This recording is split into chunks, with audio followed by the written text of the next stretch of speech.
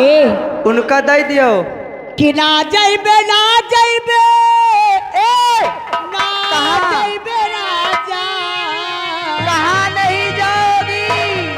हमका भेजा कहाँ कहाँ? वही अंगूर वाली बगिया सही, कहाँ ही अंगूर एक बगिया?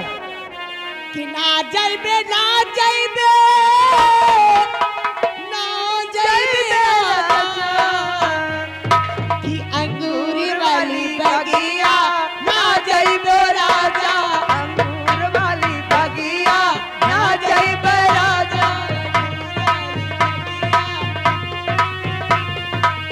ना जाइबे ना जाइबे ना जाइबे राजा, ना जाइबे ना जाइबे ना जाइबे राजा अंगूर वाली बगिया ना जाइबे राजा, अंगूर वाली बगिया ना जाइबे राजा, अंगूर वाली।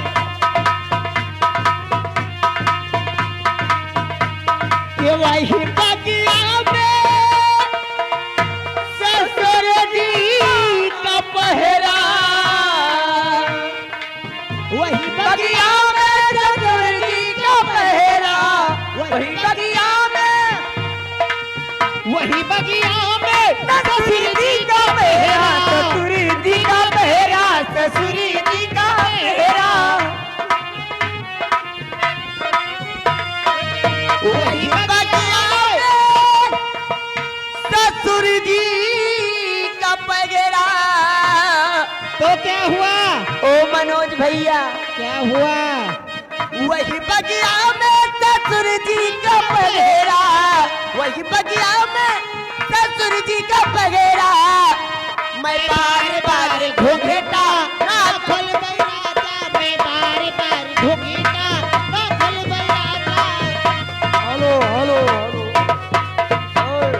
हेलो सलवन वाली क्या करें? उनके लिए कहीं ना कहीं जानती हो उनके लिए दो, उनके अगल बगल वालों को दो, उनके सब हेलो स्टाफ, ये आगे हमारे मुबारक टाइगर बम्बे वाले लगा 10 रुपए का इनाम, मगर उनका कहना है सलवन वाले हमारे आशिक कमलेश के लिए कहीं ना कहीं जानती हो देखो भैया, नहीं रात भर उनका पाई के हम का भाई हेलो हेलो, ये आगे उन्हीं के साथ में हमारा दहिया बताता कलाई ले आवा देवरू दर्द के दवाई छोटा दहिया बताता कलाए ले आवा देवरू दर्द के दवाई टूटा दहिया बताता कलाई ले आवा देवरू दर्द के दवाई।